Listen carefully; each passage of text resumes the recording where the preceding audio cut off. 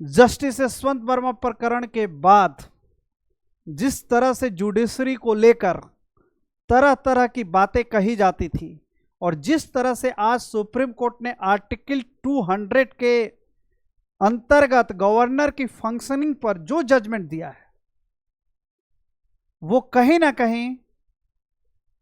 Independent judiciary की आवश्यकता को रेखांकित करती है। वो इंडिकेट करती है कि किस तरह से इंडिपेंडेंट जुडिशरी कॉन्स्टिट्यूशन को एस्टेब्लिश करने के लिए आवश्यक है। गवर्नर के अधिकारों को लेकर या गवर्नर के फंक्शनिंग को लेकर जो सरकार या कमीशन बनी थी उसमें तमाम तरह की बातें कही गई और 85 के करीब की वो बात है। और उसके बाद से जो पक्ष में थे वो विपक्ष में हुए, जो विपक्ष में थे वो पक्ष में हुए। लेकिन आमतौर पर राज्यपाल वैसे राज्यों में जहां पर अपोजिशन लेड गवर्नमेंट होती है या वैसी स्थिति में जहां हंग असेंबली होती है या वैसी स्थिति में जहां अपोजिशन की गवर्नमेंट को डिमोलिश करना होता है, उनके आचरण या उनके कार्यशैली उसी प्रकार से बनी रही। आज का जो जजमेंट है, जो तमिलनाडु सरकार अपने यहाँ के गवर्नर के खिलाफ सुप्रीम कोर्ट में आई थी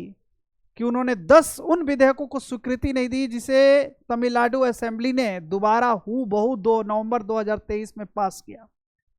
और लंबे समय तक लटका के रखा, फिर राष्ट्रपति के विचारार्थ भेजा। उस वर्डिक्ट को जिस तरह से सुप्रीम कोर्ट ने डिलीवर किया है, अगर एनजेएससी के अंतर्गत जजेस की नियुक्ति होती और एनजेएससी एग्जीक्यूटिव के अंडर प्लेस्ड होता, जैसा कि उस समय के चीफ जस्टिस खेर साहब ने बोला कि एनजेएससी इसलिए वॉइड है क्योंकि वो इस तरह के कल्चर को ब्रीड करता है जहां लेन देन की बातें बढ़ सकती है।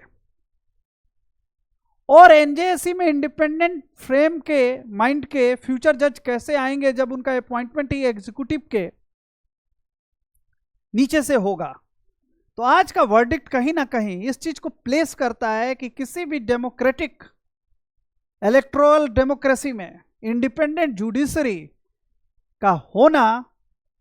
बहुत आवश्यक है कि वो समय समय पर जो चीजें कॉन्स्टिट्यूशन के दायरे से बाहर जाती हुई दिखाई दें या किसी अधिकारों का कॉन्स्टिट्यूशनल राइट का मिसयूज होता हुआ दिखाई दे तो उसको हम दोबारा कॉन्स्टिट्यूशन के दायरे में ला सकें। हो सकता है आने वाले समय में जो असेंबली के स्पीकर्स हैं उनके जो पावर हैं या जो उनके अधिकार हैं उसको भी लेकर सुप्रीम कोर्ट कुछ ऐसा ही वर्डिक्ट डिलीवर करे। फेडरल स्ट्रक्चर में सबको अपने